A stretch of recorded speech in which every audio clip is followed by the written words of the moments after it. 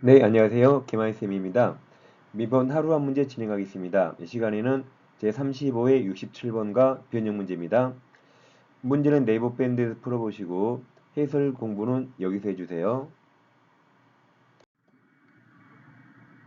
네, 67번 보겠습니다. 계약책을 산 과실책임 설명으로 옳은 걸 물었습니다.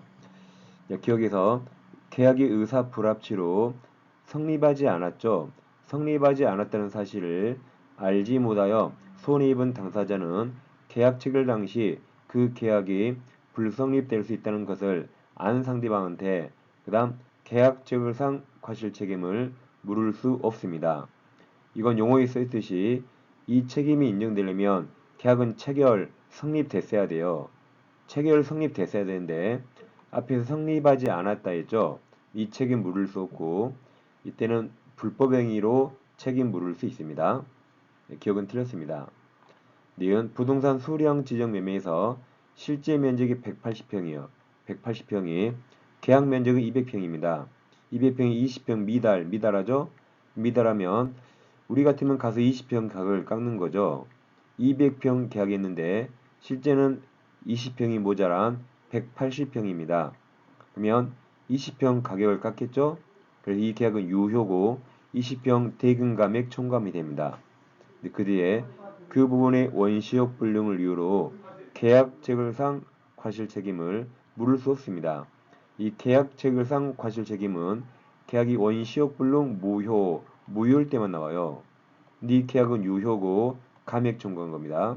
이때는 무효일 때 나오는 계약체결상 과실 책임을 물을 수 없습니다. 이 디귿이 문제가 됐죠.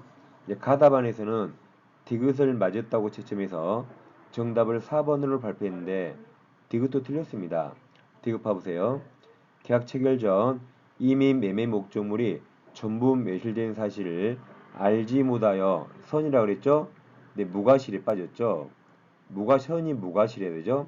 선이 무과실해서 손해입은 계약 당사자는 계약 체결 당시 그 사실 아는 상대방에게 계약 체결상 과실 책임 물을 수 있습니다. 이 계약 체결상 과실 책임을 물으려면 상대방은 선이 무과실해야 돼요. 무과실에 빠져서 디귿도 틀렸습니다. 그래서 정답을 니은으로 해야겠으나 4번을 가답원으로 발표했거든요. 근데 맞았다 해놓고 4번 정답을 쓴 사람을 이제와 틀렸다고 2번을 할 수가 없죠. 그래서 이 문제는 수험생 모두 맞게 전항 정답 모두 맞게 해줬습니다. 모두 정답입니다. 출제원 내력이 실수를 많이 합니다. 이번에도 이런 문제 있으면 좋을까요? 천만의 말씀. 이런 유행을 바라면 안 됩니다. 아무튼 최종 정답은 모두 정답 전항 정답이었습니다.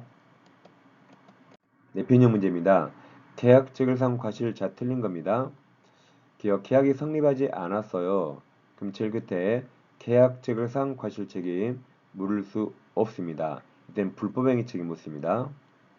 그럼 다시 계약이 성립하지 아니한 경우 그로 인하여 손해입은 당사자는 계약 체결 당시 그 계약이 불성립될 수 있다는 것을 안 상대방한테 계약 체결상 과실 책임 물을 수 없습니다. 이 책임은 계약이 체결 성립됐어야 물을 수 있어요.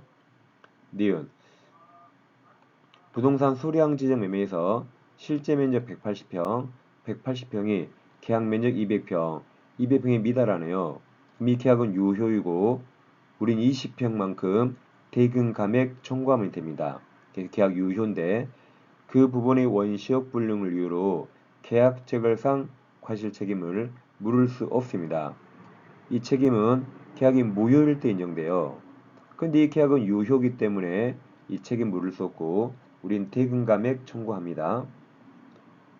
디귿 계약 체결 전 이미 매매 목적물이 전부 매수된 사실을 알지 못하여 손해입은 계약 당사자는 선인데 과실 의무에 관계없이 들렸죠. 무과실일 때 계약 체결 당시 그 사실을 아는 상대방한테 계약 체결 과실을 물을 수 있습니다. 그래서 다 틀려서 5번이 정답입니다.